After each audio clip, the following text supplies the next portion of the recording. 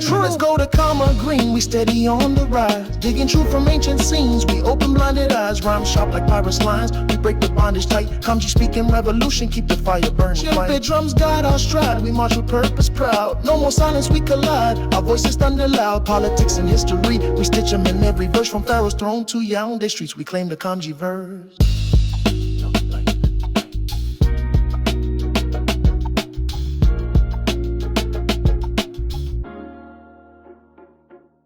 So you don't think that there's group differences on average between the races? I think, just to be clear, I think there would be group differences if you took it, like we were talking about, an American versus somebody who graduates college in Europe. There'd be tremendous differences.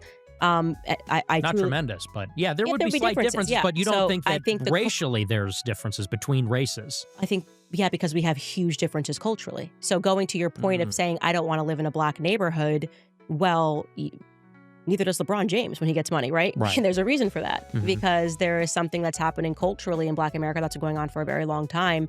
But that thing, I would argue, didn't exist in... What about in Africa and Haiti? I mean, they're killing and eating each other in Africa and Haiti. Everywhere where they are, you have these problems. Yeah, I'd like to look into, and I'm pleading ignorant, but I've heard some things about what happened in Haiti and what the Clinton Foundation did there. So I think I'd have to look more into the history of Haiti to be able to push back on that at all. I don't think I agree with that. What about all of Africa then? There's not one country in sub-Saharan Africa that's successful. Not one. They're all least developed countries. They're all failed states. This kind of reminds me, and we could kind of flesh out this conversation together, and I'm not perhaps ready to have it fully, but I do remember going back to Dave Smith where he was conceding a point on, well, all of these other Middle Eastern countries, no, you wouldn't want to live there. You'd want to live in Israel.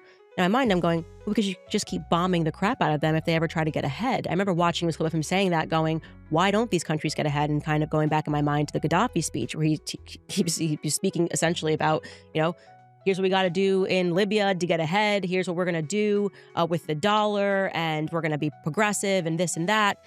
And they killed him. And then what happened to those Libyan refugees? Suddenly they're now pouring into, just like he said was going to happen, that they were now pouring into the European continent, and Europeans are complaining, who are these people?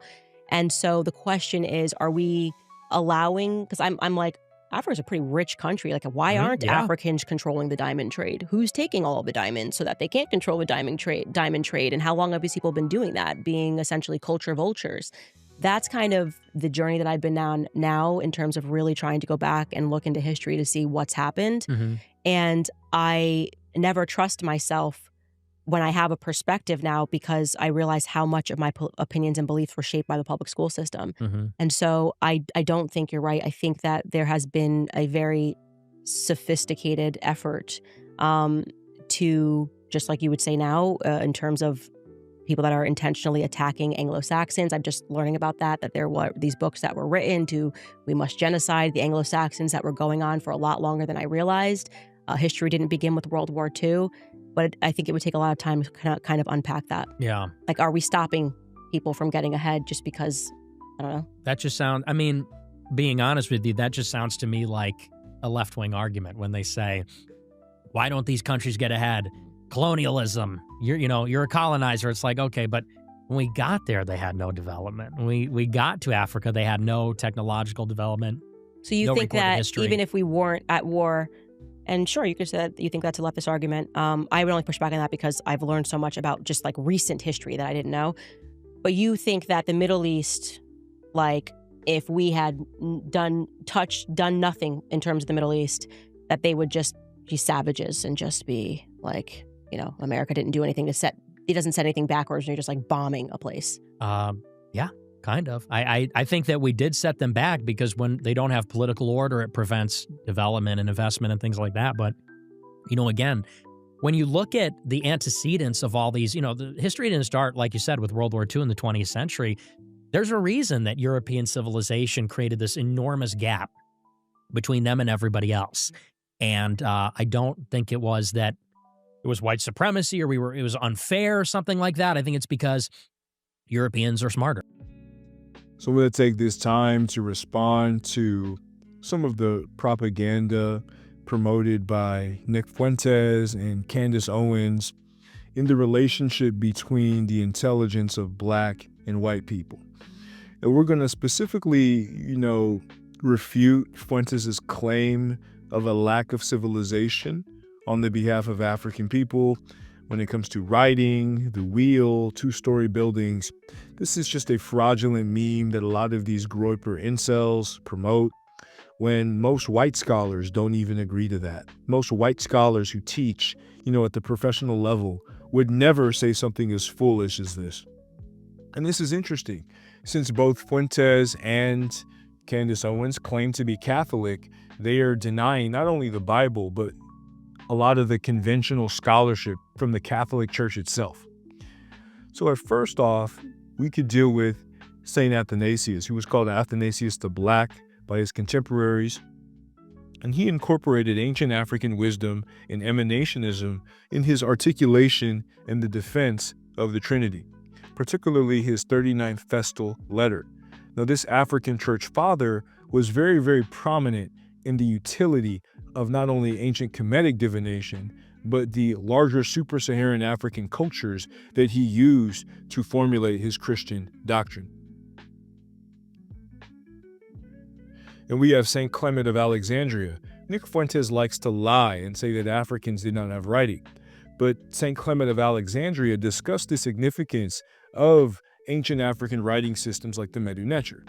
He recognized them as elements of ancient wisdom to be studied by all Christians in his Stramata Book 4. So this is a saint of the Catholic Church recognizing the importance of ancient African writing systems and urging all Christians to study them. Now, both Candace Owens and Nick Fuentes clearly disagree with the Bible, because if they did agree with the Bible, they would never suggest that Black people lack civilization. According to the Bible, the people of ancient Kemet were the descendants of Ham, alongside with the Cushites of Sumeria in Nimrod. And this is according to the biblical narrative, specifically the Bible. Nimrod was the first builder of civilization and was a Cushite. You can't say that Black people are inferior and claim to follow the Bible when the Bible attributes numerous civilizations from ancient Cush to ancient Kemet to Black people. So none of the memes, none of the we was kings, idiotic memes, can be promoted here. The reality that should be promoted is the fact that y'all was caves and y'all are the descendants of Neanderthals. But that is another story for a different date. But again, clearly, if you recognize the Bible and just the long-standing relationship between Ham and Shem, or Ham and Shem, you could see that even Jesus Christ descended from this Hamitic lineage. This lineage that was part and parcel of the creation of civilization. From Uriah to the Hittites, or Uriah of the Hittites to the Queen of Sheba. It's clear that the Bible affirms Black civilization. Now, when it comes to Cosmas Indicopleistes, as a traveler and former merchant, Cosmas records monuments and inscriptions he saw at Adulis and in the Horn of Africa. His topography is an eyewitness late antique account of the Red Sea Ascamite region, monuments and inscriptions. This is useful primary evidence for how late antique Christian travelers described African polities. So when it comes to early Christians, they were not confused. They clearly recognized the monuments and the inscriptions, the ancient writings of African people. They weren't promoting the racist propaganda of Nick Fuentes and Candace Owens that denies the African origin of civilization. According to Augustine, what is now called the Christian religion already existed among the ancients and was not absent in the beginning of the human race until Christ appeared in the flesh, from which point the true religion received the name of the Christian religion. So the theology in Rakoti or Alexandria used to create modern Christianity originated in ancient Africa, particularly ancient Kemet, and this was recognized by church fathers such as St. Augustine of Hippo. Now, you want to talk about writing? All of the modern Eurasian writing systems that are used today descend directly from the African Medu Neter system. Even many of the Indian writings descend from the Medu Neter. partially, as well as the Indus Valley script. So whether you're talking about Greek, Latin, Etruscan, even Punic writing in many instances, the Norse writing, right? This writing descended from the Medu Neter, right? And this chart here clearly shows that. The ABCs of the alphabet, this comes from African writing, and Nick Fuentes, along with many of the Groper idiots, would try to claim that the ancient Kemites weren't black, even though they ubiquitously called themselves black and associated blackness with the divine. But again, the Bible that their ancestors used to castigate African people, calling Africans a descendant of Ham, right? This Bible classifies the ancient Egyptians as Hamites. They would be black, according to the biblical narrative. The Bible even says that the ancient Egyptians came from the south, Pathros, in complete denial of the so-called invading pharaonic race theory. Now you have white scholars. Most white scholars disagree with Nick Fuentes. David Dalby was a linguist specializing in African writing systems, and he documented indigenous African scripts such as Nsibidi in Nigeria and Bamum in Cameroon. And he showed that Africa had long-established literate traditions before and independent of Europe. And you have Henri Loc, and this was a French ethnographer and archaeologist, best known for his work on Saharan rock art at Sicily, where he documented numerous petroglyphs that depict chariots and wheeled transport. So in the African human period, this is where the majority of the ancestors of contemporary West and Central Africans lived, in this Saharan zone.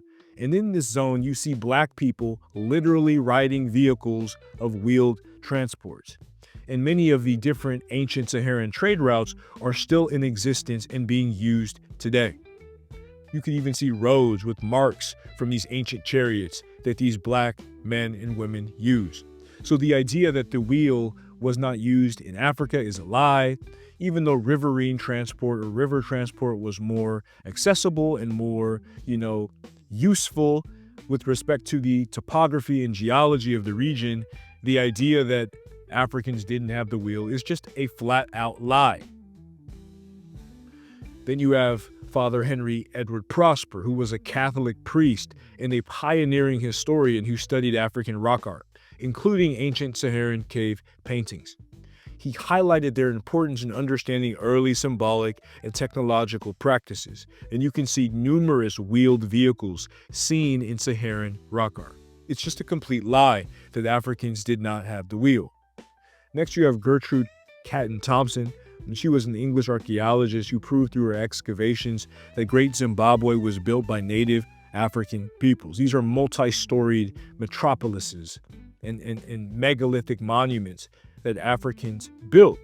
And this counters the colonial myth that it was from foreign white people who migrated into Africa and civilized the Negroes. This is white scholarship admitting the existence of multi-story monuments and buildings prior to European contact in Africa, in southern Africa, specifically Great Zimbabwe. Then you have Christopher Ehret, who wrote extensively on African technological history, including writing, architecture, and transport. And he emphasized East Africa's role in the domestication of the donkey, and the fact that the donkey played a very quintessential role in the development and evolution of wheeled transport systems across the world. And you can see this ancient Old Kingdom potter here, with a wheel, using it to make ceramics, the Nasut chariot there in the bottom left, and then a group of ancient Kemites with domesticated donkeys. And we know that these donkeys would subsequently spread throughout infra-Saharan Africa. So again, the plurality of white scholars on this issue completely disagree with Nick Fuentes and his white supremacist propaganda. You have Kevin MacDonald and his studies on West Africa and Sahara during the Holocene, and he put a special emphasis on early urbanism, writing traditions, architecture, and material culture. And this includes evidence of wheeled chariot vehicles in Saharan archaeology. So Kevin MacDonald from Cambridge Elite University literally specializes in the early pre-colonial urbanism and infrastructure of West African populations prior to contact by Europeans. You have an example of Tichet architecture built by the Kokoro people, and this is an example of multi-storied indigenous African architecture. Here's some more pictures of the Tichet culture, right? And you can see it's clear, it's a lie, it's a complete fabrication. I mean, 4,000 years ago, you had stone monuments and multi-storied stone buildings being built by African populations. When you get to more of the coastal regions, you see the Batamaliba Takieta or the Tata Somba structure, building system. And this is an example of buildings that you can see in Togo and Burkina Faso and surrounding regions. And it's another example of traditional multi-story African architecture. Then you see the Great Mosque of Djen in Mali, and this is another example of multi-story traditional Sudano-Sahelian architecture seen across, the Sudano-Sahelian zone. And finally, we have the work of Paul Gerdes, and he highlights traditional African writing systems through the Lasona, and this is a system of ideograms used as mnemonic devices to record proverbs, fables, games, riddles, animals, and to transmit knowledge. Originating in eastern Angola, northwestern Zambia, and nearby areas of the DRC, Lusona also carries deep mathematical significance. So this is indigenous African writing with mathematical significance. So again, Nick Fuentes' idea that Africans did not have these civilizational things is something that's been entirely debunked by conventional, Western scholars, white scholars. These are the only type of scholars that a racist like Fuentes would accept. So this is very, very clear. And we should stop promoting this false propaganda, this false white supremacist propaganda about African history. It's clearly a lie. It's clearly just designed so that these white incels can feel better about themselves. And it's very, very easy to debunk. So that's all I got on this. I hope to catch you on the next one. Peace. Let's go to Karma Green, we steady on the rise. Digging truth from ancient scenes, we open blinded eyes. Rhyme sharp like pirates' lines, we break the bondage tight. Kamji speaking revolution, keep the fire burning. Ship drums guide our stride, we march with purpose proud. No more silence, we collide, our voices thunder loud. Politics and history, we stitch them in every verse. From Pharaoh's throne to Yaoundé streets, we claim the Kamji verse.